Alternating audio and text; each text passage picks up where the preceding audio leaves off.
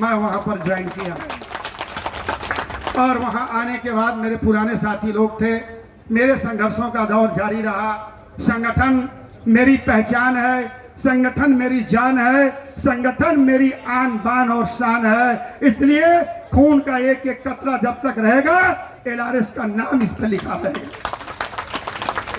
आज मैं इस धरती पे आया हूं जहां मैंने सोचा था कि बीजीएम हो। बहुत कोशिश किया था, लोगों ने चाहा भी था। शायद मेरे में कुछ कमी रही होगी कि मेरे रहते ये बीजीएम नहीं हो पाया, लेकिन मैं धन्यवाद देता हूं एक छोटा सा साधारण सा assistant loco pilot Ashutosh LRC के झंडे को कभी यहां झुकने नहीं दिया। और उसके बाद शुक्ला जी आए, शर्मा जी आए, उस वक्त भी संगीत पासवान, उज्जवल मंडल, तमाम लोग उस वक्त भी, एसके मिश्रा उस वक्त भी एलआरसा के साथ थे। नो डाउट हर लोगों की अपनी अपनी क्षमता होती है। आर.के. प्रसाद जी उस वक्त भी हमारे शाखा सचिव हुआ करते थे।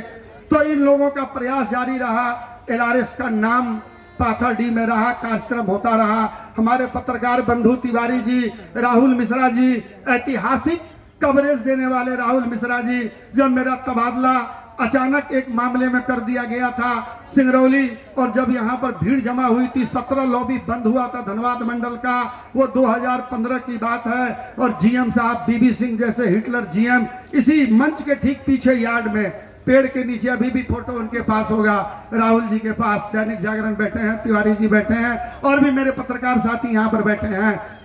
करीब 300-400 लोगों की भीड़ थी यहाँ पर, और बीबी सिंह ने यहाँ पर बिना शर्त मेरा ट्रांसफर कैंसिल किया था। और वो जो न्यूज अभी एसपी सिंह बोल रहे थे, वह न्यूज राहुल मिश्रा जी का लिखा हुआ था। सैल्यूट है दैनिक जागरण के राहुल मिश्रा जी। पत्रकार बंधुओं को लाल सलाम, पत्रकार बंधुओं को लाल सलाम। निश्चित रूप से पत्रकारिता वही है जो सच बोले, और आज भी सच बोलने वाले, सच लिखने वाले पत्रकार हैं और बेबाक से लिखते हैं। भले सरकार की निगाह उनके ऊपर तिरछी रहती है, लेकिन लिखते हैं। और मैंने पाथरडी की धरती पर उन चीजों को देखा है। पाथरडी में बहुत ज्यादा अपनापन, बहुत ज्यादा प्यार, लोगों के अंदर बहुत कोऑपरेशन की भावना देखा है। और आज ये जो इनके विश्वकर्मा मंच है, साथी विश्वकर्मा जी, जो उस कोरोना के महामारी के लहर में लगभग 350 लोको पायलट मेरा हमारे बीच से बिछड़ गए, करीब 25-30 लोको इंस्पेक्टर गुजर गए, हजारों रेल कर्मी उस कोरोना में मारे गए। मोदी जी, माननीय प्रधानमंत्री जी, एक सम्मान के साथ मैं आपको कहना चाहता हूं कि आपने 8 घंटे के अंदर देश को बंद कर दिया। आपने कहा सब लोग अपने घरों में रहें, लेकिन रेलवे के लाइन कर्मचारी को यह नहीं कहा कि रेल को बंद करके, मालगाड़ी बंद करके घर में रहें। कोचिंग ट्रेन तो आपने बंद कर दिया, लेकिन भारतीय रेलवे का लोको पायलट, भारतीय रेलवे का guard, shuntman, pointsman, station master, RPF, ये भारतीय रेल की धड़कन, जिस वक्त रोड ट्रांसपोर्ट बंद था, मालगाड़ी चला करके हम दवाई, दूध, अनाज, सारा सामान हम दुनिया के भारत के लोग कोने कोने तक पहुंचाने का काम किए, और लोगों ने प्राणों की आहुति दे दिया इस कोरोना के लॉकडाउन में। उसी में हमारा साथी इनके विश्वकर्मा जी हमारे बीच, हमारे बहुत क्लोज थे, बहुत अच्छे लोग थे, बड़े शांत स्वभाव के लोग थे। बहुत कोशिश की गई, एक एक आदमी की रिपोर्ट हमको मिलती थी फोन पर। मैं खुद कई लाश को कंधा दिया। सोनपुर मंडल में हमारा एक पंडित वहां पर मर गया। कई जवान लड़का 18 साल, 20 साल, 22 साल, 24 साल का एलपी। मैं गाड़ी चलाता था, एक एक न्यूज मिलती थी, मालगाड़ी थ्रू चलती थी उस वक्त सुपरफास्ट की तरह, और मैंने जीएम साहब को व्हाट्सएप पे लिखता था, सर आज फिर मेरा एक भाई काल के गाल में समा गया। जीएम साहब हाथ जोड़ करके उधर से व्हाट्सएप पर हमको मैसेज देते थे, हाथ जोड़कर श्रद्धांजलि देते थे, जीएम महोदय कि मैं लाचार हूं, मेरा रेलवे अस्पताल लाचार था, ऑक्सीजन नहीं, वेंटिलेटर नहीं। उस वक्त भी 54 से हमारा, वो क्या बोलते हैं, 54 में हमारे एक साथी थे जो मर गए, वर्मा जी, जिनके साथ में काम किया था, सारे लोग गुजर गए। ये वही बहादुरों की फौज है।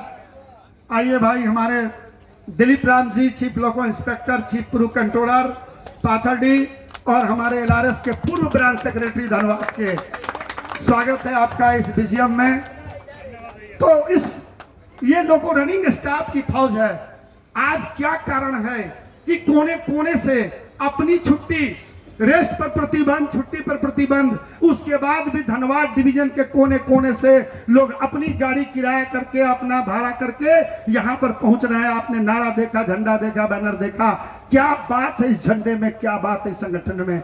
इसलिए यह संगठन स्पेशल सीएल वाला नहीं है। यह संगठन कमीशन और सिलेक्शन में कलेक्शन करने वाला संगठन नहीं है। यह संगठन कागज पर ड्यूटी और माइलेज 100% लेने वाला संगठन नहीं है। यह संगठन अपने रिश्तेदारों की मनचाही पोस्टिंग कराने वाला नहीं है। यह संगठन अपने घर के पास जिंदगी भर आजीवन चाटुकारिता करके, दलाली करके नौकरी करने वाला नहीं है। यह संगठन ऐसे ईमानदार कर्मठ लोगों का संगठन है, ऐसे देशभक्त लोगों का संगठन है जो आंधी पानी तूफान में भी, चिलचिलाती धूप में, कड़कड़ाती ठंड में भी 130 के स्पीड में गाड़ी चला करके इस देश के लोगों को, किसानों, मजदूरों को कश्मीर से कन्याकुमारी तक और थार के मरसों से बंगाल की खाड़ी तक पहुंचाने का काम करने वाले लोगों का संगठन है। ये ऐसे 56 इंची सीना वालों का संगठन है। आज अगर भारतीय रेल इतनी ऊंचाई पर पहुंचा, कोरोना में रेलवे का काफी नुकसान हुआ 2020 में, लेकिन 2021 के सेकंड लॉकडाउन के बाद खुद गोयल साहब, रेल मंत्री जी ने कहा, पीयूष गोयल जी ने, कि हमने अपने घाटे को 2020 के घाटे को 2021 में केवल मालगाड़ी से पूरा कर लिया। और मोदी साहब हमारे प्रधानमंत्री जी को हमारी याद कब आई, जब ऑक्सीजन की कमी थी, ऑक्सीजन सिलेंडर नहीं मिल रहा था, और बोकारो से जब ऑक्सीजन सिलेंडर लेकर के लोको पायलट दिल्ली, हरियाणा और पंजाब, मुंबई पहुंचने लगा, तब मोदी जी को लगा अरे रेलवे का ड्राइवर भी रेल चला रहा, ऑक्सीजन वही ढो रहा। लोको पायलट जिंदाबाद, लोको पायलट जिंदाबाद, जिंदाबाद जिंदाबाद। तो फ्रंट रनर में हमारा नाम, कोरोना योद्धा में हमारा नाम नहीं आया, हमारे चिकित्सा कर्मी का नाम आया, हमारे सेनाओं का, फौजियों का नाम आया। No doubt, next to God हमारे डॉक्टर और हेल्थ वर्कर्स बहुत अपने प्राणों की आहुति दिया, इसमें कोई शक नहीं है। बड़े लोकसभा में पूछा गया कि 50 लाख रुपया का जो इंश्योरेंस था वो क्या हुआ, कितने डॉक्टर्स मरे, कोई लिस्टें सरकार के पास नहीं है, और किसी को 50 लाख क्या 50,000 भी नहीं मिला। तो खैर मोदी जी हमारे प्रधानमंत्री जी हैं, जितना सुनना है, जितना बटोरना है, कितने करोड़ दे दूं, कितने लाख दे दूं, चलो दे दिया। तो ये हाल रहा, लेकिन हमारे लोग आज भी काम करते रहे। भारतीय रेल को आज भी चलाने वाले ये जो लाइन कर्मचारी हैं, 14 डिपार्टमेंट में जो लाइन कर्मचारी हैं, रेल यही चला रहा है, देश यही चला रहा है। और उस वक्त सारी प्राइवेट संस्थानें बंद थी, प्राइवेट बड़े बड़े इंडस्ट्री बंद थे, प्राइवेट हॉस्पिटल बंद थे, प्राइवेट नर्सिंग होम बंद थे। तो इस देश के लोगों को मरहम पट्टी कौन किया? तो यही सरकारी कर्मचारी किया।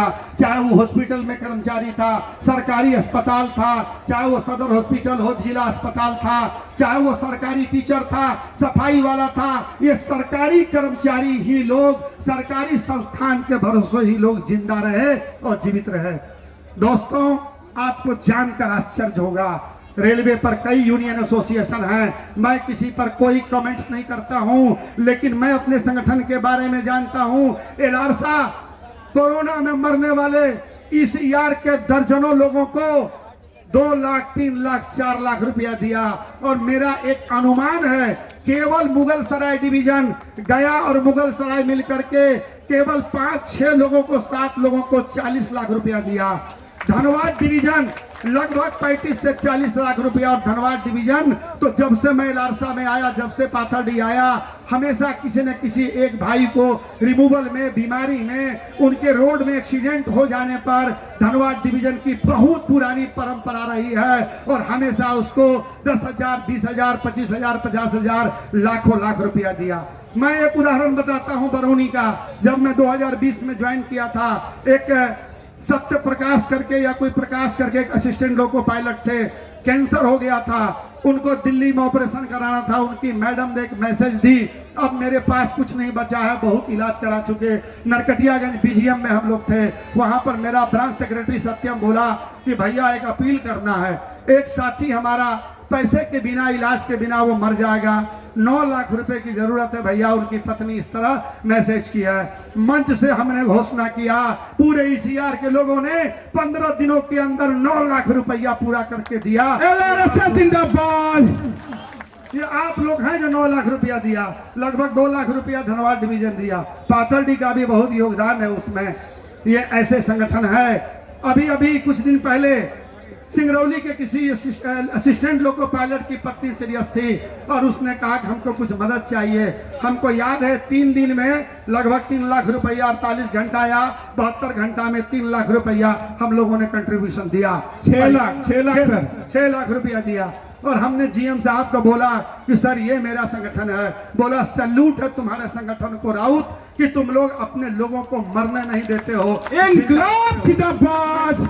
मैं पूछना चाहता हूं, ऐसा कौन सा संगठन है जो अपने लोगों को अपनी आधी रोटी, चाहे वो रिमूव हो या डिसमिस हो, तो हम संगठन 2 उद्देश्य से करते हैं। मेरे कहने का मतलब है मेरे दोस्त, संगठन हम 2 उद्देश्य से करते हैं। एक उद्देश्य मेरा यह है, जो मेरा कॉन्स्टिट्यूशन बायलॉज है, कि हम सेवा शर्तों को, लोको रनिंग स्टाफ के सर्विस राइट, सर्विस कंडीशंस को सुरक्षित रखने के लिए हम अपने संगठन के माध्यम से लिखते हैं, पढ़ते हैं, बोलते हैं, मेमोरेंडम देते हैं और प्रशासन नहीं मानता है तो हम लोकतांत्रिक तरीके से धरना, प्रदर्शन, अनशन करते हैं। हम देशद्रोही नहीं हैं। हम रेल की पटरी उखाड़ने की बात नहीं करते हैं। हम इस देश में कोई हिंसा पैदा करने की बात नहीं करते हैं। हम लोकतांत्रिक संवैधानिक तरीके से, जो भारतीय संविधान का अनुच्छेद 19 पारा 3 में जो प्रोविजन दिए गए हैं कि कोई भी 5 आदमी मिल करके अपना एक संगठन बनाएगा किसी मैनेजमेंट में और अपने सदस्यों के सेवा शर्तों को, सेवा की रक्षा के लिए प्रबंधन से बात करेगा, कलेक्टिव बार्गेनिंग करेगा। इसी तहत जो ट्रेड यूनियन एक्ट 1926 बना, जो पार्लियामेंट का कानून है, भारत सरकार का कानून है, उसके तहत रजिस्टर्ड एसोसिएशन एडारसा चलाते हैं। माना कि और भी रजिस्टर्ड एसोसिएशन है, all India guard council, station master association. एक जमाना था कि 12-13 कैटेगरिकल एसोसिएशन, जिस वक्त एक राउत रेल में आया था 90-95 में, all India railway employees confederation के नाम से हम एक महासंघ चलाते थे और उसमें signal, traffic, engineering, commercial, station master, guard, mechanical, तमाम लोगों का एसोसिएशन था। इतने एसोसिएशन को लेकर के हम लोग तीसरी महाशक्ति थे और उस वक्त ये दोनों सरकारी यूनियन समस्तीपुर मंडल एनी रेलवे में हम लोगों के सामने खड़ा होने की इसकी औकात नहीं थी, हिम्मत नहीं थी। जब एआरईसी का बैनर निकलता था, 12 डिपार्टमेंट का कैटेगरिकल एसोसिएशन का बैनर निकलता था, तो अच्छे अच्छे तानाशाह डीआरएम की हमने नींद हराम कर रखी। वो भी दिन हमको याद है, 1992, 95, 97, 98। और यही कारण है कि राउत 93-94 से सस्पेंड होना शुरू किया, चार्जशीट खाना शुरू किया और लास्ट में 21 अक्टूबर 97 को डिसमिस हो गया, बर्खास्त हो गया समस्तीपुर में। अरे ये वही एक राउत खड़ा यहाँ पर और यही 14 डिपार्टमेंट भारतीय रेलवे का ईसीआर एलईआर का है कि 9 वर्षों तक, 9 इयर्स तक एक राउत को वेतन भत्ता देकर के जिंदा रखा। हथकड़ी पाने के बाद भी रेल मजदूर एकता जिंदाबाद। रेल मजदूर एकता जिंदाबाद। जिंदाबाद जिंदाबाद। रेल मजदूर एकता जिंदाबाद। जिंदाबाद जिंदाबाद। हथकड़ी लग जाने के बाद भी, जिला जेल के अंदर बंद रहने के बाद भी सैकड़ों लोग जेल के गेट पर आते थे राउत को देखने और राउत को मिलने। न मैं सांसद हूं, न विधायक हूं, न मेरे खानदान में कोई मंत्री था, न कोई संतरी था। मैं एक साधारण परिवार का एक साधारण कर्मचारी, बड़े अरमान, बड़े सपने लेकर रेल में आया था कि तरक्की करूंगा, कुछ आगे बढ़ूंगा। लेकिन मेरे तो दूध के दांत भी नहीं टूटे थे। 90 में आया, 93 से सस्पेंड, 94 से सस्पेंड और 97 से बर्खास्त।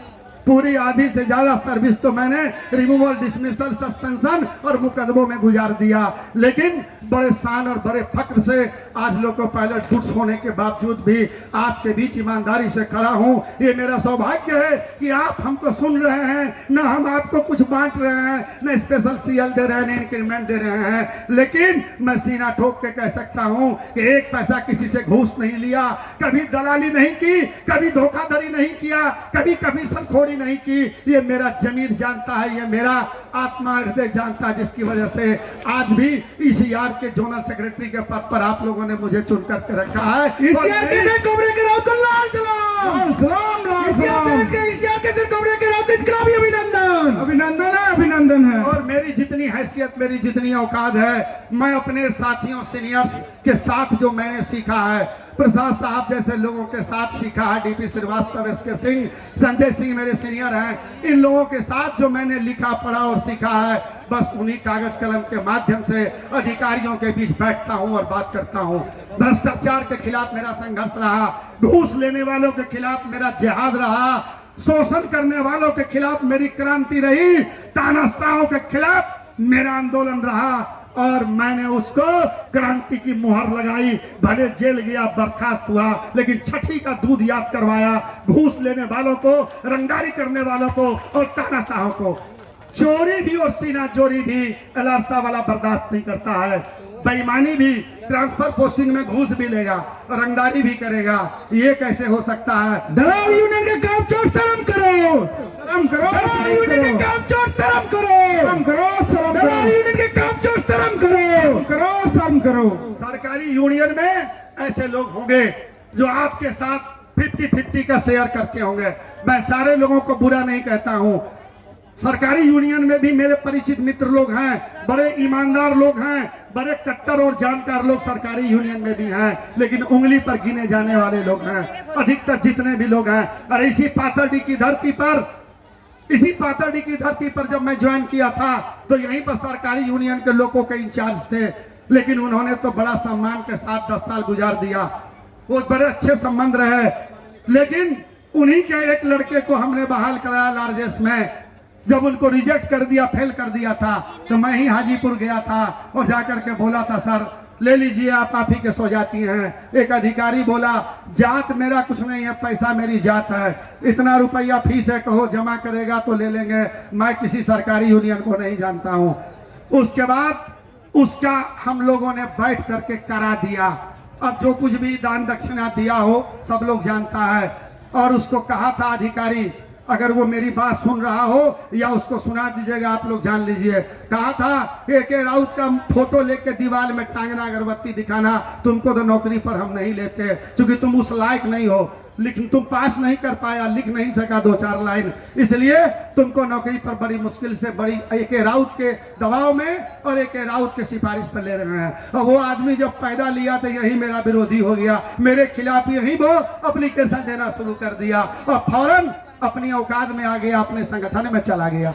आज भी मेरे पीछे में पाथरडी में वो बोलता है, अरे यार तुमको तो शर्म आनी चाहिए, तुमको तो साला कूद जाना चाहिए दामोदर में जाकर के, जिसने तुमको पैदा किया, जिसने तुमको स्थापित किया, साला तुम उसी के खिलाफ बोलता है, तुम्हारी इतनी औकात है। तो खैर सामने में तो बोलने की औकात नहीं है, प्रधानमंत्री मोदी जी के पीछे भी बहुत लोग बहुत कुछ बोलते हैं, मेरी भी औकात नहीं है कि सामने प्रधानमंत्री जी को कुछ बोल सके, भाई एक संवैधानिक पद पर वो स्थापित लोग हैं। मेरे कहने का मतलब है मेरे दोस्त कि सरकारी यूनियन में अगर आपकी हिफाजत है, सरकारी यूनियन यदि आपके नौकरी की रक्षा करता है, आपके अस्तित्व की, आपके गरिमा की रक्षा करता है, निश्चित रूप से जाइए, बिल्कुल जाइए। हम किसी पर प्रतिबंध नहीं लगाते हैं, हम लोग कोई जबरन मेंबरशिप नहीं काटते हैं, लेकिन आप हमको केवल ये चीज बताइए, जो कोई भी सरकारी यूनियन के साथ है, मैं नाम नहीं लेना चाहता हूं, आप हमको बताइए, जब मैं रेल में आया था उस वक्त करीब 15 लाख कर्मचारी हुआ करते थे 90 में, आज क्यों 11.5 लाख पर सिमट गया? आज 6% से नहीं 12% कर्मचारी प्रतिभा छटनी हो रहे हैं, सारे वैकेंट पोस्ट। अभी एक रिपोर्ट ये प्रमोद तिवारी जी सांसद राज्यसभा में प्रश्न किए थे और उसका जवाब रेल मंत्रालय ने दिया। पूरे भारतीय रेलवे पर 3,12,000 पोस्ट आज भी खाली है, जिसमें लगभग 4,500-5,000 ऑफिसर के पद खाली हैं। ECR में 14,449 पद खाली हैं। नॉर्दर्न रेलवे में 30,000 पद खाली हैं। वेस्टर्न रेलवे में 28,000 पद खाली हैं। ईस्टर्न रेलवे में 31,000 पद खाली हैं। मैं पूछना चाहता हूं रिकॉग्नाइज यूनियन से, NFIR AIRF के नेताओं से, सरकारी यूनियन के नेताओं से कि इन खाली पदों पर 3,12,000 पदों पर क्या शिक्षित बेरोजगारों की बहाली नहीं हो सकती है? Degree diploma holder MA BA road पर घूम रहा है, 5,000-6,000 की नौकरी कर रहा है, क्या रेलवे में उसकी बहाली नहीं हो सकती है? इन खाली पदों को सरेंडर किया जा रहा है। 1,26,000 जो सेफ्टी के पद थे उसको सरेंडर कर दिया गया और धीरे धीरे ये 3,12,000 तक जो है ये सारे पद समाप्त कर दिए जाएंगे। उसी में एक रिपोर्ट है UPSC से रेलवे के ऑफिसर की बहाली होती थी। 2022 में यूपीएससी से एक भी बहाली नहीं हुई। जो Indian railway management system, Indian railway जो आरपीएफ का जो प्रोटेक्शन फोर्स का पद था, या जो भी इंडियन रेलवे मैकेनिकल या इलेक्ट्रिकल इंजीनियरिंग के पद थे, 2022 में यूपीएससी से एक भी बहाली नहीं हुई और 4,500 से ज्यादा ऑफिसर का पद खाली है। लोको रनिंग का सैकड़ों पद, करीब 2224 पद लोको रनिंग का खाली है। प्रमोशन नहीं दे रहे हैं, 12-12 घंटे काम करा रहे हैं। मैं पूछना चाहता हूं प्रधानमंत्री जी से, मोदी जी से, अभी 9 तारीख को बड़ी बेशर्मी से आपने संसद में कहा, क्या कहा सुने होंगे, अखबार की कठिनाई है, बड़े इशारे में उन्होंने बड़ी गंदी गालियां दी एनपीएस वालों को। अगर थोड़ा सा दिमाग लगाइए तो उस शब्दों को पढ़िए, उस लाइन को सुनिए। कुछ राज्यों ने आर्थिक प्रगति को रोकने के लिए बहुत बड़ा गलत फैसला लिया है, बहुत बड़ा पाप किया है। ये पाप आपको माफ नहीं करेगा, आने वाली पीढ़ी माफ नहीं करेगी। ये देश की आर्थिक प्रगति डूब जाएगी, पड़ोसी मुल्कों की तरह आप भी ध्वस्त हो जाएंगे, आपका भी वही बुरा हाल हो जाएगा। मैं रिक्वेस्ट करता हूं भगवान के लिए, आने वाली पीढ़ियों के लिए गलत फैसले मत लीजिए। ये क्या था, तो मीडिया ने लिखा, जो बेबाक मीडिया है, निडर मीडिया ने लिखा कि यह इशारा उनका था ओपीएस के ऊपर, कि ओपीएस पर जो आप बहाल कर रहे हैं एनपीएस हटा करके, और ये जो फैसले आप लिए चले जा रहे हैं, आप पाप कर रहे हैं, आने वाली पीढ़ी आपको माफ नहीं करेगी। मोदी जी, बड़ी गाली आपने दी इन शब्दों में इस देश के कर्मठ, ईमानदार, मेहनतकश लोगों को, चाहे वो रेलवे के लोग हों, केंद्रीय कर्मचारी के लोग हों या राज्य सरकार के लोग हों। मैं पूछना चाहता हूं कि पार्लियामेंट अगर 10 दिन 15 दिन बंद हो, साल में 2 या 3 सेशन चलते हैं, पार्लियामेंट बंद रहे, तो क्या देश का विकास बंद रहता है? क्या देश का परिवहन, देश की वायुसेना, देश की रेलवे, देश का ट्रांसपोर्ट, क्या देश की इंडस्ट्री बंद होती है? इस देश को चलाता है यहाँ का मजदूर, यहाँ का टेक्नीशियन, यहाँ का कारीगर, यहाँ का किसान, यहाँ के जो कुशल कामगार है, वो इस देश को चलाते हैं। मैं पूछता हूं, एक सफाई वाला भी झाड़ू लगाता है, सफाई करता है, ठेला वाला ठेला चलाता है, रिक्शा वाला रिक्शा चलाता है, किसान खेतों में अन्न उपजाता है, सभी लोग इस देश में कुछ न कुछ करते हैं। आप संसद भवन में क्या करते हैं? आप लाखों रुपए का वेतन भत्ता लेते हैं, आप बताइए क्या करते हैं? तो आप उसके बाप को गाली देते हैं, आप उसको चोर कहते हैं, आप उसको बेईमान कहते हैं, आप कभी मंदिर की बात करते हैं, आप कभी मस्जिद की बात करते हैं। मैं किसी एक पार्टी की बात नहीं करता हूं, मैं उन सारे तमाम पार्टी के लोगों की बात करता हूं, केवल बकवास करते हैं। प्रति मिनट 60,000 रुपया खर्चा होता है, प्रतिदिन लाखों रुपया संसद की कार्यवाही में खर्च होती है। ये किसका पैसा है? ये हमारे टैक्स का पैसा है, ये देश के मजदूरों का पैसा है, इस देश के मेहनतकश लोगों का पैसा है, और आप वहां पर बकवास करके करोड़ों करोड़ रुपया खर्च करते हैं। आप देश के आर्थिक विकास में सीधा कौन सा योगदान करते हैं? आप ये बताइए।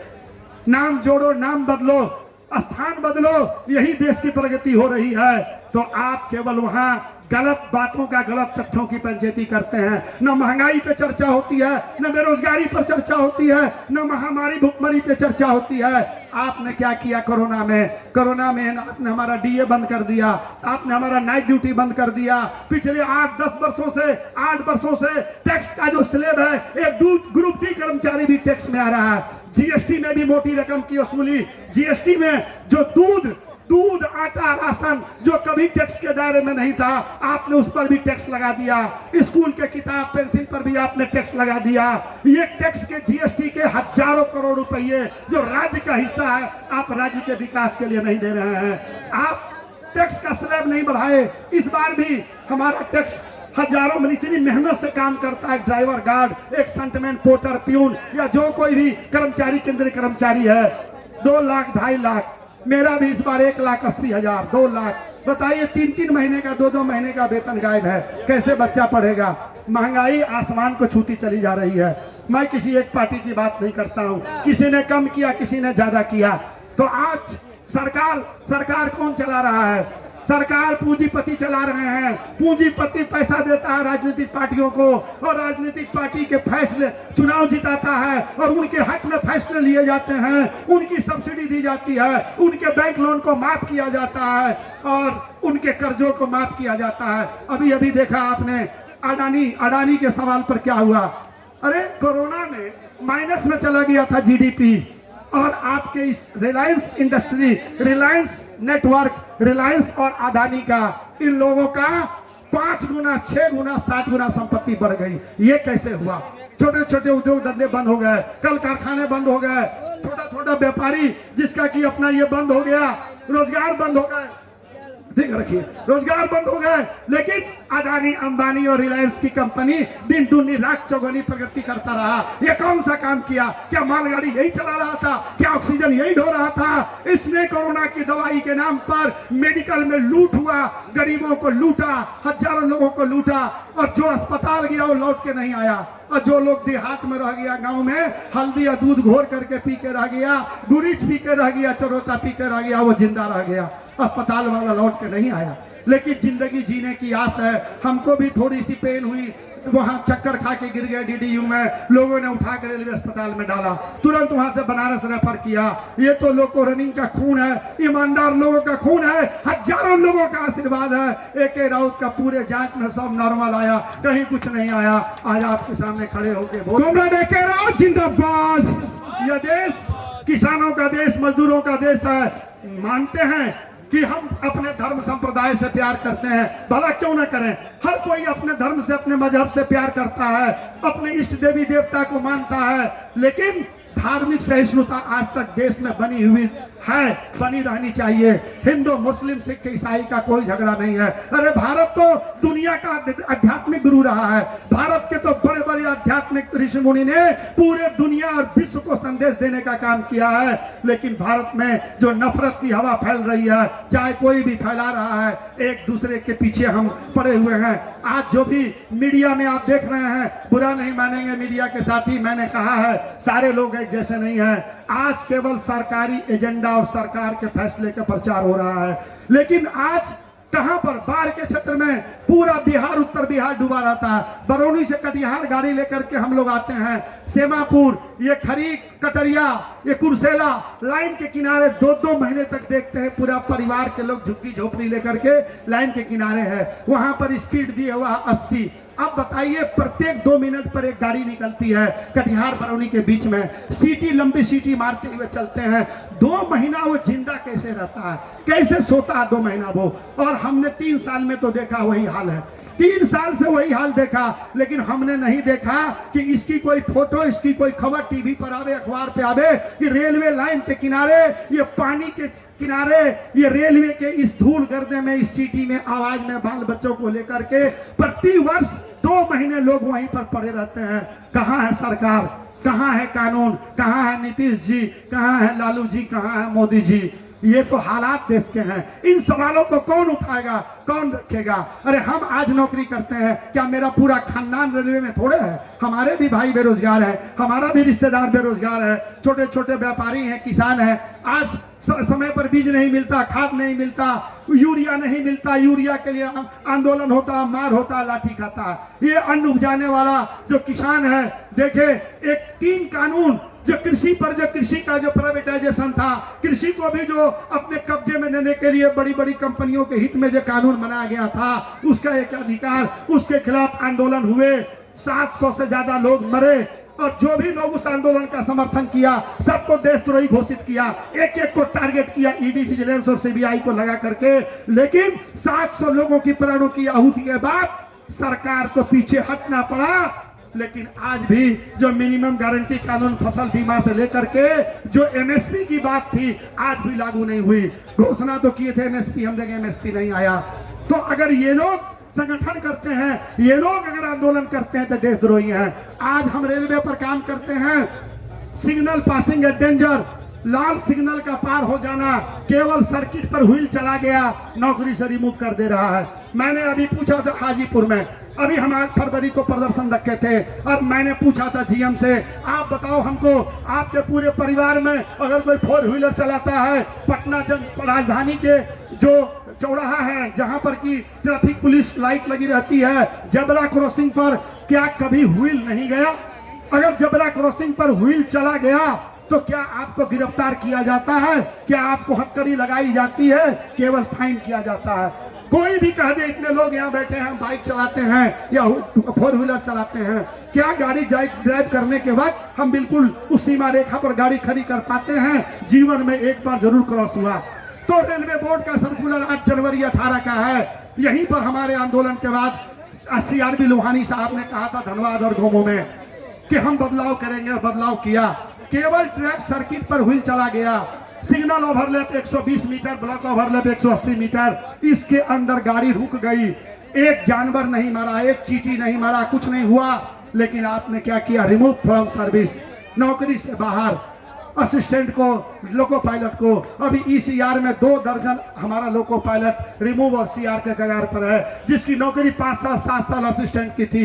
गलती मेरी थी और रिमूव असिस्टेंट भी हो गया। उसका क्या होगा? चंदा दे करके जिंदा रखे हैं, चाहे वह बरौनी हो, चाहे वह मुगल सराय हो, चाहे वह धनबाद हो। और मैंने पूछा PCEE साहब से, तो बोले हम मजबूर हैं, रेलवे बोर्ड का रूल है। मैं ये पूरा बंडल लेकर के गया था और एक एक बंडल में वहां पर दिखाया।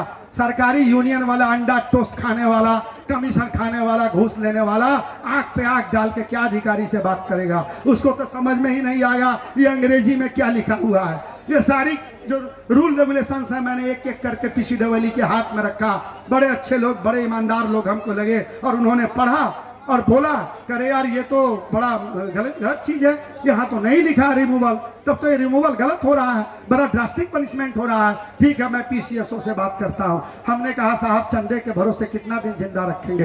अरे गलती हम किया, केवल चक्का सर्किट पर गया, मेरा भविष्य खराब, मेरे बाल बच्चों का भविष्य खराब। मेरा बेटा चेन्नई में पढ़ता है, बेटी की शादी मई में होनी है, और आज व्हील अगर ट्रैक सर्किट के लाल पर चला गया, AK राउत नौकरी से बर्खास्त। मेरे सारे सपने, मेरे सारे अरमान, मेरे पीछे का जितना क्रेडिट है, मेरा जितना सेक्रीफाइस है, मेरा जितना डेडिकेशन है, वो सब नील बट्टे सन्नाटा हो गया। ये कैसा कानून है? ये गलत कानून है। इस कानून को बदलने के लिए भी शहादत देने की जरूरत होगी। तो लालसा वाला कतार लगाएगा, लेकिन इस कानून को बदलेगा।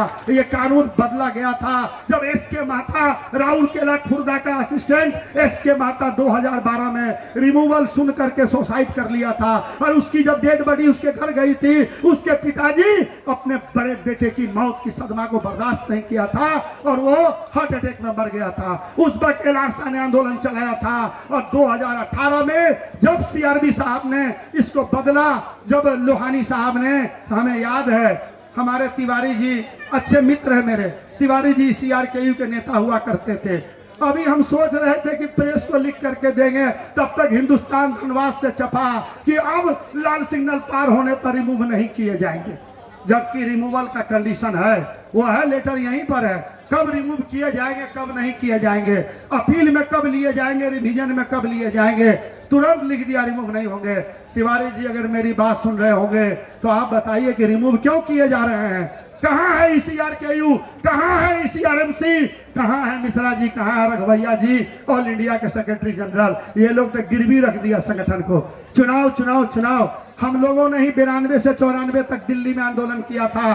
जब श्री राम नायक रेल राज्य मंत्री थे, नीतीश कुमार रेल मंत्री थे, मैं भी डेलीगेशन में था और CM सिंह धनबाद वाले मेरे साथ थे, और वहां हम लोग बोल के चुनाव करवाए थे। और चुनाव 2007 में हुआ था, 2013 में हुआ था। कहाँ हुआ इलेक्शन? इन लोगों ने गठबंधन कर लिया मोदी जी की सरकार से कि जब तक हम रहा तू रहा, हम लूटा तानी तू लूटा, लूटे के जमाना बा। और चल रहा दोनों संगठन, चुनाव नहीं होगा। इन लोगों को ये मान्यता प्राप्त यूनियन को सत्ता से बेदखल करना होगा। ये लोग इनके रहते पोस्ट सरेंडर, इनके रहते DA चला गया, इनके रहते खाली पदों को समाप्त किया जा रहा है, इनके रहते OT बंद, इनके रहते TA बंद, इनके रहते नाइट ड्यूटी, जो कहा था रेलवे बोर्ड की 2 रात से ज्यादा की ड्यूटी नहीं होगी। जब हीराकुंड एक्सप्रेस वहां पर आपके उड़ीसा में हीराकुंड एक्सप्रेस का एक्सीडेंट हुआ था, वो लोको पायलट 6 नाइट के लिंक में काम करता था, दर्जनों लोग मारे गए थे। तो रेलवे बोर्ड ने कहा कि नहीं, 2 नाइट से ज्यादा लगातार ड्यूटी नहीं होगी। यह लेटर 17 में आया, 4 महीने ही गुजरा, 4 से 6 महीना। मेंबर ट्रैक्शन अश्वनी कुमार कपूर का लेटर था 24 जनवरी 17, और उसको फौरन बदल करके फिर 4 नाइट कर दिया। कहा कि एक पीला पर 30 से ज्यादा की स्पीड नहीं होगी, ये स्पीड को रोकना है। और एक पीला के बाद 6 महीना वो लेटर का नहीं हुआ, हटा लिया। बोला कि नहीं नहीं नहीं, ड्राइवर फैसला लेगा, 30 चलना है कि 50 चलना है वो समझे, लाल पर रुकेगा कि पार होगा वो समझे, उसको वापस ले लिया। स्पीड को रोकने के लिए 14/6/12 में 56 रिकमेंडेशन है, 56 बिंदु का 5 हेड में रिकमेंडेशन है कि लोको रनिंग स्टाफ को टेंशन फ्री रखना है। अगर कोई तनाव में साइनिंग ऑन करने आता है तो चीफ क्रू कंट्रोलर देखेगा कि यदि कोई टेंशन में है, कोई प्रॉब्लम है, उसका साइनिंग ऑन नहीं करेगा। यहां तक कि रेलवे बोर्ड ने कहा एक special welfare inspector loco pilot के फैमिली से बात करेगा, उसके परिवार में जाएगा, उसकी पत्नी बच्चों से बात करेगा, क्या प्रॉब्लम है, कोई बीमार तो उसके घर में नहीं है, कोई उसके यहाँ कोई हादसा तो नहीं हो गया है, और उस प्रॉब्लम को सोल्व करेगा।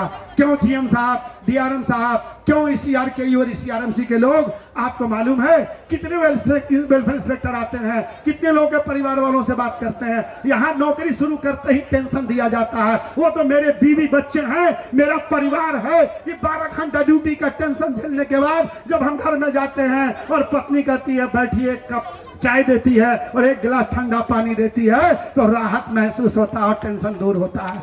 आप किस टेंशन की बात करते हो? ये हाल है रेलवे के कर्मचारियों का, चाहे वो रनिंग स्टाफ हो, चाहे वो स्टेशन मास्टर हो, चाहे वो सेंटमैन हो।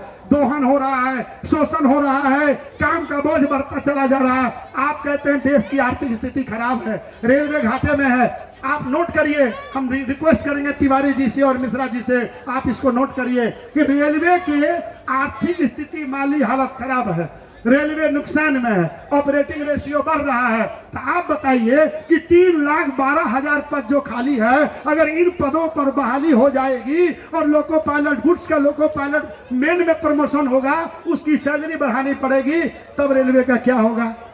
तब रेलवे का क्या होगा? इतने पद खाली हैं, 3,12,000 पोस्ट का काम वर्तमान कर्मचारी कर रहा है। मालगाड़ी के ड्राइवर से मेल चलवाने का काम किया। मेरा डिजिग्नेशन एलपीजी है, और जब मैं धनबाद बरौनी गया तो 1 साल से हमसे सुपर फास्ट और मेल चलवाया, मालगाड़ी के पैसे में सुपर फास्ट गाड़ी चलवाया। ये पैसा कहाँ गया मोदी जी? यो अडानी जी को ट्रांसफर कर दिए क्या? कोरोना के नाम पर जीरो लगा लगा करके पैसेंजर गाड़ी को स्पेशल बनाया, 25 रुपये का टिकट 75 रुपया किया, एक एक गाड़ी में 300, 400 रुपए आपने टिकट का किराया बढ़ाया। और आज जान लीजिए प्रत्येक मेल एक्सप्रेस गाड़ियों में स्लीपर को हटा करके 8-8 गो एसी लगा रहा है, 6-6 एसी लगा रहा है। एसी का किराया 500-600 से कम नहीं है, 1200-1400 रुपया। आप बताइए इस देश का जो गरीब आदमी है, जो मजदूर आदमी है, जो आम आदमी है, क्या 600, 1200, 1800 का किराया देकर के दिल्ली जाएगा, कलकत्ता जाएगा? जनरल डिब्बा कहाँ गया? पैसेंजर ट्रेनें कहीं कहाँ गई?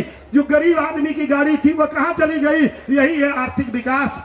जीडीपी गिर रहा है, उद्योग मंदी चल रहा है, गरीबी बढ़ रही है, विदेशी कर्ज बढ़ रहा है, और आप गाड़ियों में एसी का डब्बा लगाए चले जा रहे हैं। अभी हम लोग मौर्ज एक्सप्रेस में आए हैं, आज रात को आए हैं मौर्ज में, आधे से ज्यादा सीट खाली प्रत्येक एसी का।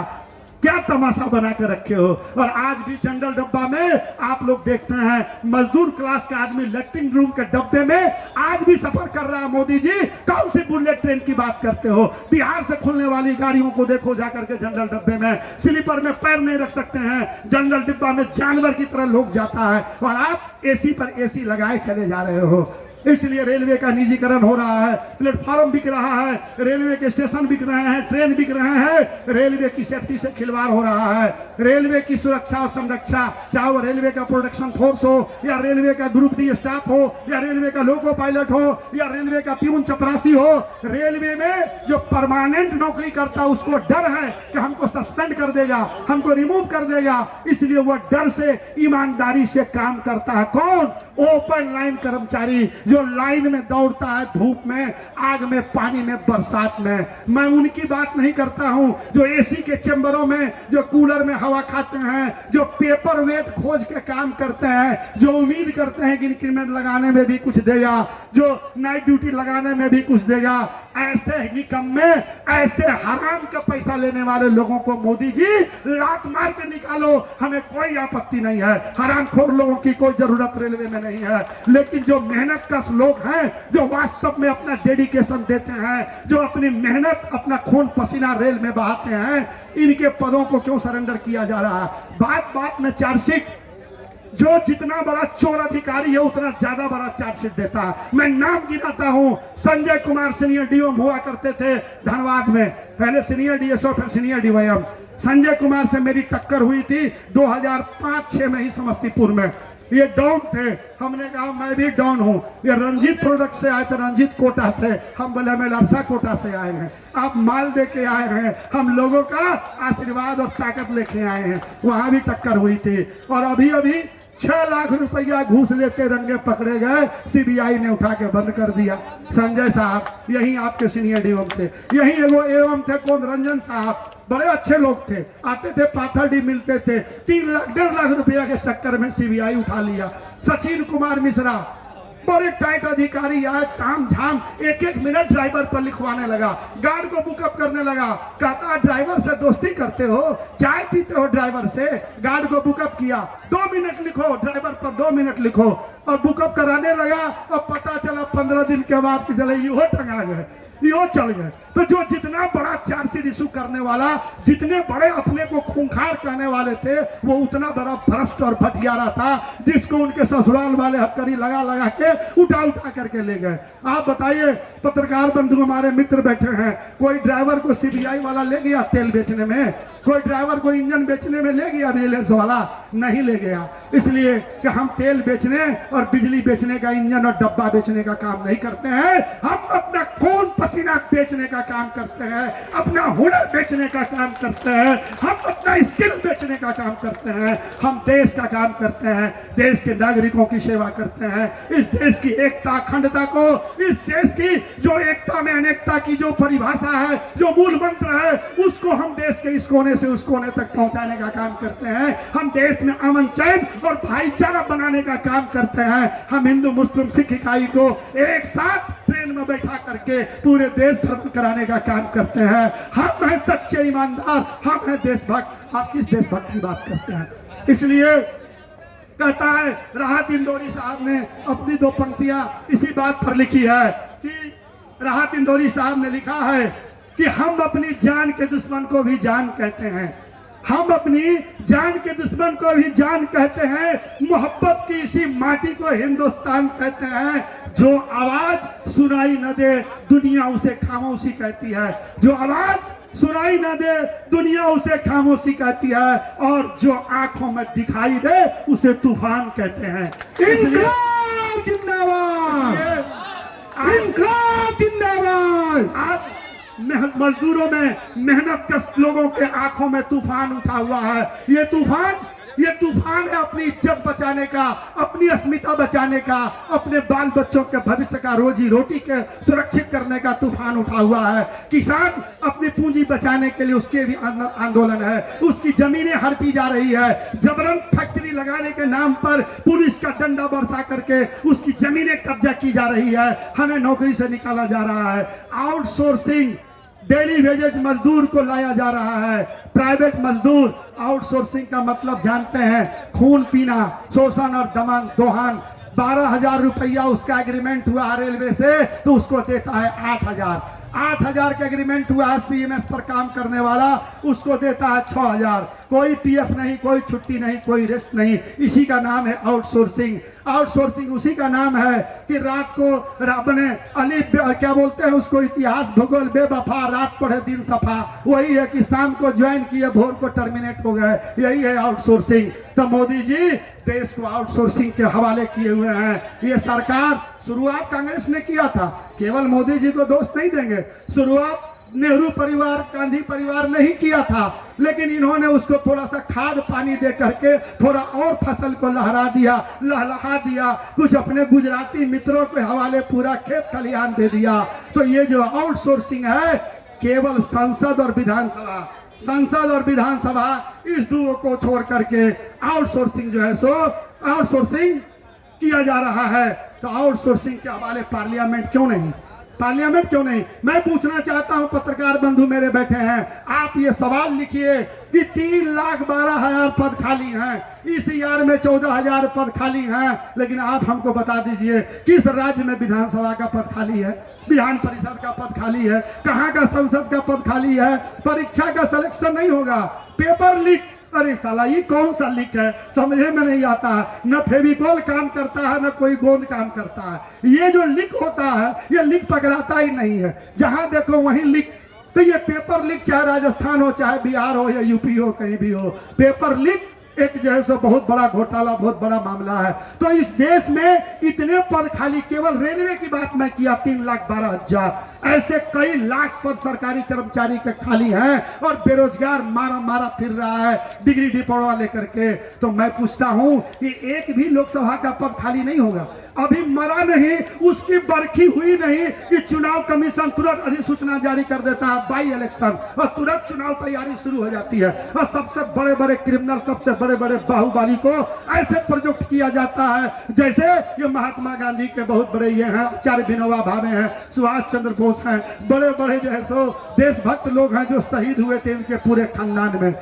इस तरह के लोगों को वहां पर प्रोजेक्ट करके चुनाव जीता जाता है। अभी सरकार गिराने, सरकार बनाने का भी एक बहुत बड़ा जश्न और बहुत बड़ा समारोह चल रहा है। पूरा आसाम डूबा हुआ था बाढ़ में, और यहाँ पर मुंबई के तमाम हाईजेक करके विधायक लाए गए थे, सरकार बनाए जा रहे हैं। लेकिन आम जनता, आम कर्मचारी को क्या फर्क पड़ता है? चुनाव आता है, चुनाव जाता है, सरकार आते हैं, सरकार जाते हैं। इसलिए मेरे दोस्त, एलारसा, ऑल इंडिया लोको रनिंग स्टाफ एसोसिएशन का यह कहना है कि रेलवे कर्मचारी जो रेलवे को दिन रात अपनी मेहनत से, ईमानदारी से रेल का संचालन करता है, जो रेलवे के सेफ्टी रूल हैं, एक सेंटमेंट से आप काम कराइएगा, एक पॉइंट्समैन से 12-12 घंटा आप काम लेते हैं। स्टेशन मास्टर जहां 12 सेक्शन है, 6 आदमी से काम लेते हैं, 6 नाइट ड्यूटी स्टेशन मास्टर से कराते हैं, दिन रात धूल डस्ट में। अरे धनबाद, हम सोनपुर डिवीजन में हैं, अधिकारी कहते हैं अरे राउत जी धनबाद से आए हैं, धनबाद डिवीजन का ड्राइवर ग्रेडियंट में गाड़ी कैसे चलाता है?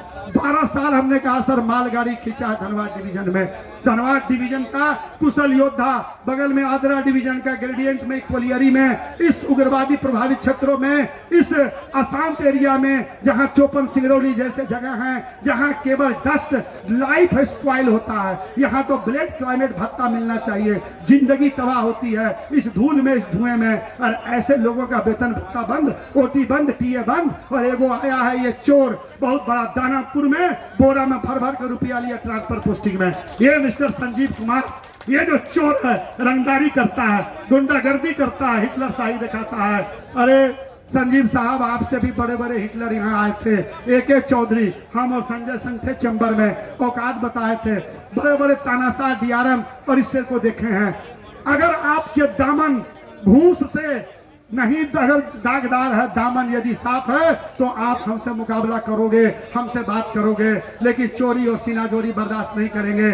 चार्जशीट किया पंकज को, चार्जशीट किया प्रजापति को, लोड स्टॉल हो गया, साला उसमें बालू नहीं था, बालू के टेंडर में भी घोटाला। कफन चोर, कफन का भी टेंडर होगा तो उसमें भी कमीशन लेगा, अगर ताबूत खरीदा होगा तो उसमें भी किलो कमीशन लेगा। तो ये कफन चोर लोग, जब उस इंजन में बालू नहीं था, उसका सेंडर खराब था, कंट्रोल को लिखा दिया, बारिश हो रही थी, लोड स्टॉल हो गया। अब लोड स्टॉल हो गया तो भूकंप हुआ, तो बोला DRM क्या मत कहना कि बालू नहीं था या सेंडर खराब था। वो ड्राइवर साफ साफ बात बोल दिया DRM क्या, बस इसी बात पर सिंगरौली चले जाओ, कोई बात हुआ चौपन चले जाओ, सिंगरौली चले जाओ। अरे यार क्यों चौपन सिंगरौली चले जाए, काहे चले जाए? 5 साल 6 साल नौकरी करके इधर आया, ऑन रिक्वेस्ट ट्रांसफर, काउंसिलिंग किया, सिंगरौली चले जाओ। बैठो संजीव कुमार, हम तुमसे पूछते हैं, अगर मेरे रूल का जवाब दे दोगे तो मैं नौकरी छोड़ दूंगा। मैं तुमको चैलेंज करता हूं, मैं तुमसे GRS पूछता हूं, ऑपरेटिंग मैनुअल, एक्सीडेंट मैनुअल, मैं तुमसे पूछता हूं। तुम UPSC से ना आए हो, हम तो UPSC से नहीं है। रेल चलाते हो, अंग्रेजी 4 लाइन पढ़ के आ गया तो तुम भारतीय रेलवे को समझ लिया। और 32 साल से इस रेल को चला रहे हैं तो हम क्या बेवकूफ हैं? हमको एबीसीडी नहीं आती है, तुमसे ज्यादा अंग्रेजी पढ़ते हैं, ज्यादा रूल रेगुलेशन पढ़ते हैं। हमारा रेलवे बोर्ड यहाँ बैठा हुआ, चलता फिरता किताब GRSR SP सिंह बैठा हुआ। अरे हम रिसर्च करते हैं, सभी डिपार्टमेंट का चार्जशीट लिखते हैं, सारे केसों का डिफेंस करते हैं। अभी मैं धनबाद एक इंक्वायरी में आया था और उनके डी साहब को DAR पढ़ाया उनको। यहाँ पर हम लोग क्लास चलाते हैं DA रूल का। हम लोग जब भी सेफ्टी सेमिनार में जाते हैं सारे रूल की चर्चा करते हैं, अधिकारी की बोलती बंद कर देते हैं। ये हाल है। अभी गए थे PCEE साहब के यहाँ, CLE साहब के यहाँ, जब ये लेटर हमने दिखाया कि रिमूवल नहीं है तो आश्चर्य हुआ, हमें बड़ी आश्चर्य हुआ। इतने बड़े पदाधिकारी और इनको ये लेटर नहीं मालूम है कि रिमूव नहीं करना है। अब आप सोच लीजिए ये लोग कैसा एलाइड IAS है। एक ड्राइवर उसको रूल दिखा रहा है कि सर रूल ये है कि यदि रिमूव कर दिए और पास्ट हिस्ट्री नहीं है, कोई उसका रिपरकशंस नहीं है, कोई लॉस नहीं है, पास्ट हिस्ट्री नहीं है, तो उसको नौकरी पर लेना है। ये भी लेटर मैंने दिखाया। आश्चर्य में हो गए, उनकी बोलती बंद हो गई। कहाँ गया ECRKU, कहाँ है ECRMC? पूछो शिव गोपाल मिश्रा जी से। केवल दलाली का यूनियन करते हो कि हम घरे पर पाथरेडी में पोस्टिंग में रहेंगे, यही गुरु कंट्रोलर में काम करेंगे, आजीवन यही रहेंगे, घर से आएंगे घर से जाएंगे। अरे AK राउत के तरह ऑल इंडिया सर्विस करो, सीने पर चढ़ के बोलो ये तुम्हारी औकात कहाँ है। सहरसा से 54 से सिंगरौली से बरौनी, और अभी भी चैलेंज करते हैं। 7 साल नौकरी बची है, 7 जोन घुमा दो, LRSA हर जगह मिलेगा।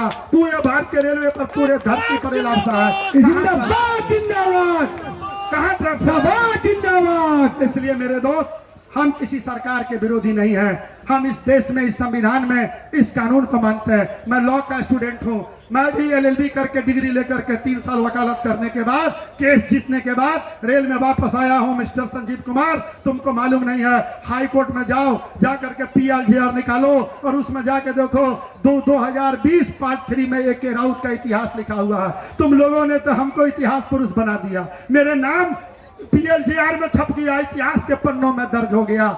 तुमने नेता हमको बनाया, हम तो नौकरी करने आए थे, एक मामूली सा नौकरी ज्वाइन किए थे। उसी तरह पंकज प्रजापति को तुम नेता बना रहा है। आने वाले दिनों का राउत यही होगा। जितना प्रहार करोगे, जितना चार्जशीट दोगे, जितना सस्पेंड ट्रांसफर करोगे, वो इतना मजबूत होगा, इतने हौसले के साथ आगे आएगा। हमारी ड्यूटी निकाल के देखो, हमारा रोस्टर निकाल के देखो, दलालों का भी निकाल करके देखो।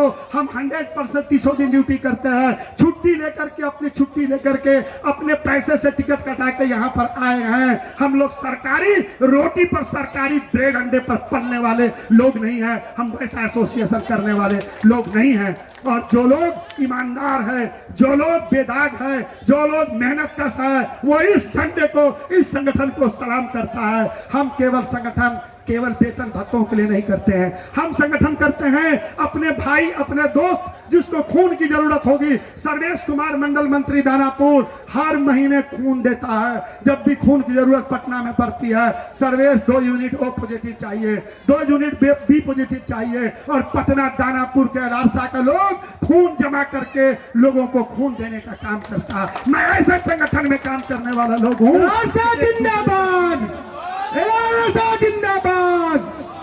वेतन भत्ते बांट करके, अपनी रोटी बांट करके, ये एसोसिएशन केवल इसी बात के लिए है। हम नहीं कहते हमको यही बना दो, सीनियर D बना दो संजीव कुमार, हमको अपना कुर्सी दे करके चले जाओ, ये हम नहीं कहते हैं। हम कहते हैं 9 घंटे ड्यूटी, इनवैलिड BPC पर गाड़ी नहीं चलेगी, बिना गार्ड की गाड़ी नहीं चलेगी। आज मनीष इतना अच्छा लड़का, गार्ड हमेशा हंसते रहने वाला मनीष कुमार, ये गलत संचालन पद्धति की वजह से गोलकडी में वो मर गया। एक साथ सप्लाई, एक साथ ड्रॉन आउट, सारा 3 फीट कादों में सप्लाई करना पड़ता था। और वो बेचारा एक हाथ में मोबाइल, एक हाथ में टॉर्च, एक तरफ जो सप्लाई कर रहे हैं इसको भी लाइन देखना है, दूसरे तरफ उसको ड्रॉन आउट करना है। 3 घंटे में ये दोनों काम कर देना है। और गाड़ी धीरे धीरे बैक हो रही थी, पत्थर से टकराया, मिस्टेक जंप किया, जाकर के लोड से टकराया, मनीष गिर गया उस कीचड़ में, सर उसका फट गया। जब तक मैं लोग समझता कि गार्ड साहब गाड़ी क्यों नहीं बैक हो रही है। विजय जी बार बार सेंट्रल से पूछ रहे हैं, पाथरडी से, गार्ड नहीं बोल रहा है, गार्ड नहीं बोल रहा, बारिश हो रही है, रात का मौसम है। और जब तक लोग जा करके देखा, तब तक मनीष जी की जिंदगी अंतिम सांस गिन रही थी। बड़े अच्छे लोग, खुदा उनको जन्नत दे खुदा, उनको स्वर्ग में स्थान दे। ये लोग शहीद हुआ, इसको शहीद कहते हैं। मोदी जी ऐसे शहीदों को सम्मानित करने कौन DRM आया, कौन सा मेडल दिया? गोपी घोष, कृष्णा प्रसाद और वो धर्मेंद्र असिस्टेंट लोको पायलट।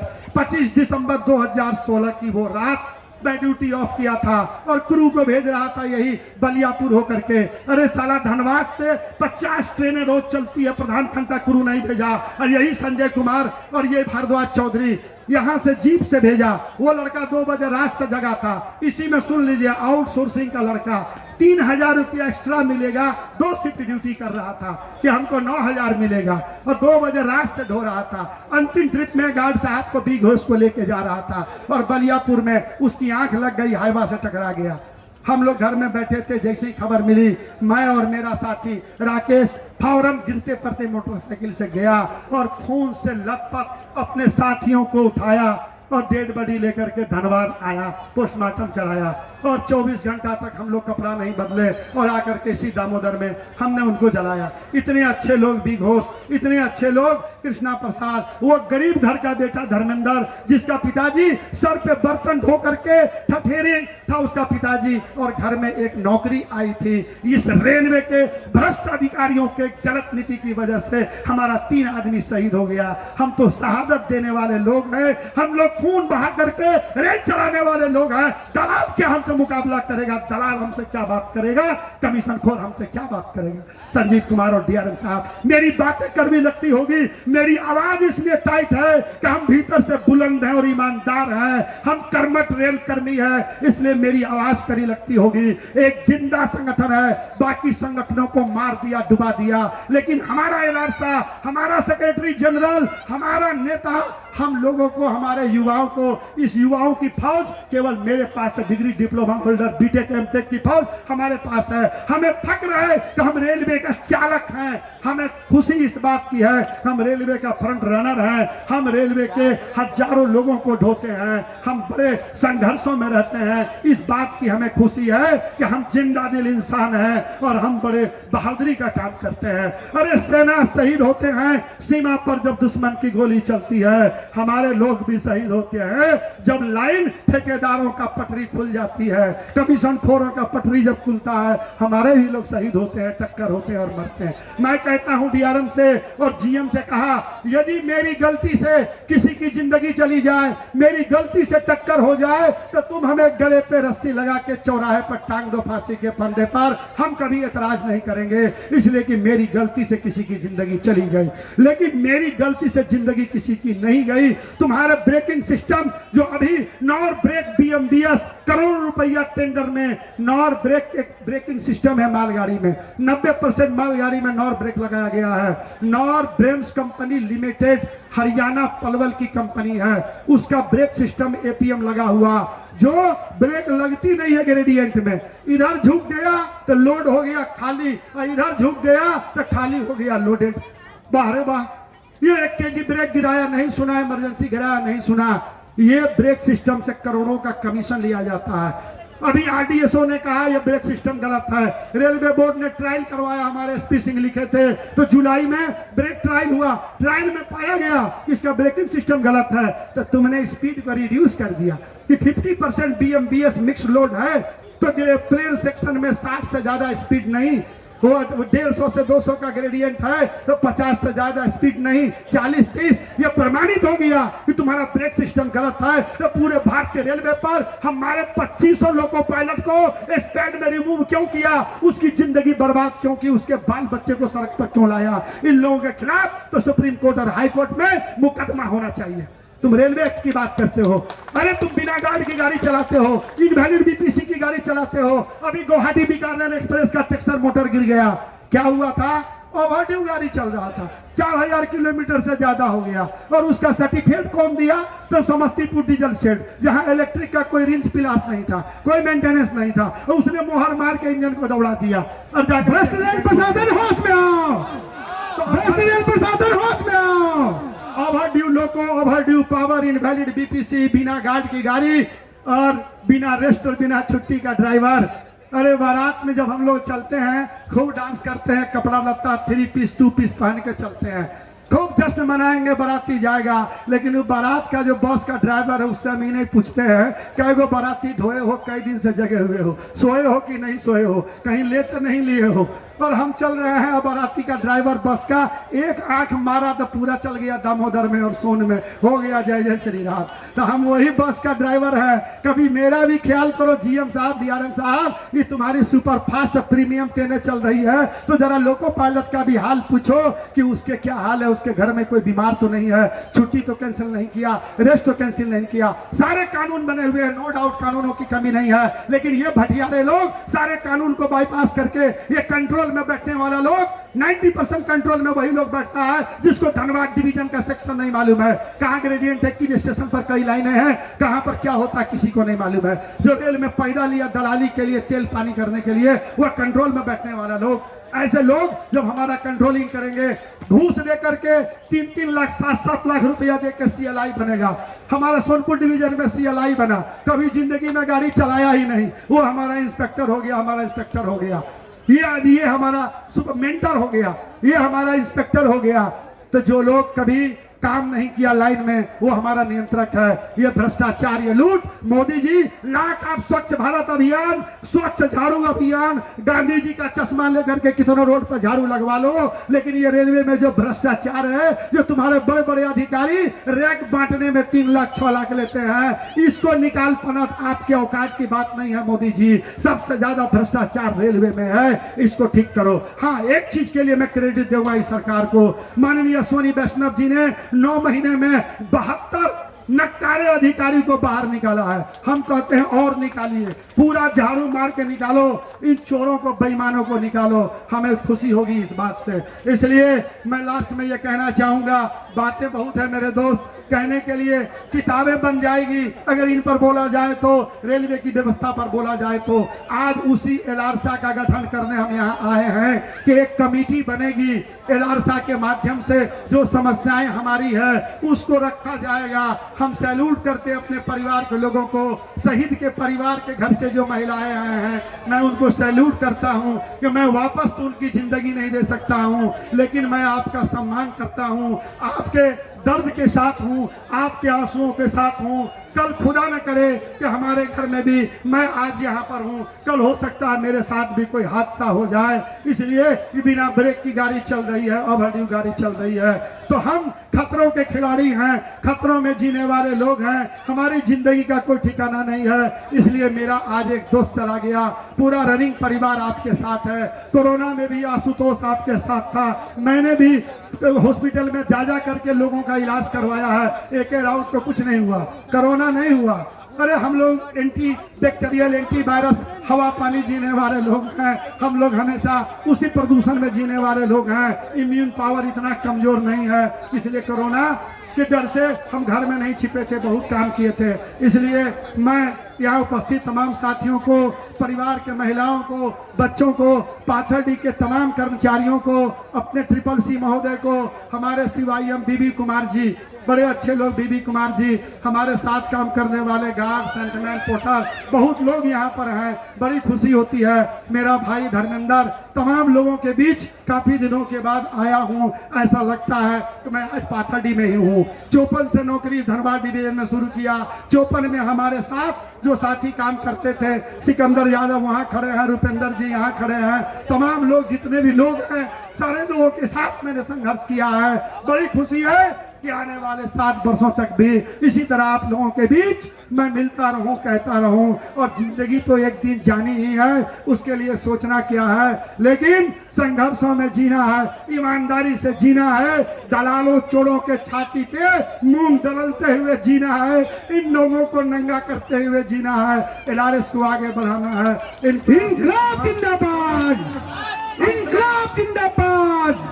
और अंत में मैं ये 2 पंक्ति कहना चाहूंगा कि कभी फूलों की तरह मत जीना, कभी फूलों की तरह मत जीना, जिस दिन खिलोगे टूट कर बिखर जाओगे। कभी फूलों की तरह मत जीना, जिस दिन खिलोगे टूट कर बिखर जाओगे। जीना है तो पत्थर की तरह जीना, जिस दिन तरह से गए खुदा बन जाओगे। इंकलाब जिंदाबाद, इंकलाब जिंदाबाद, LRS से जिंदाबाद।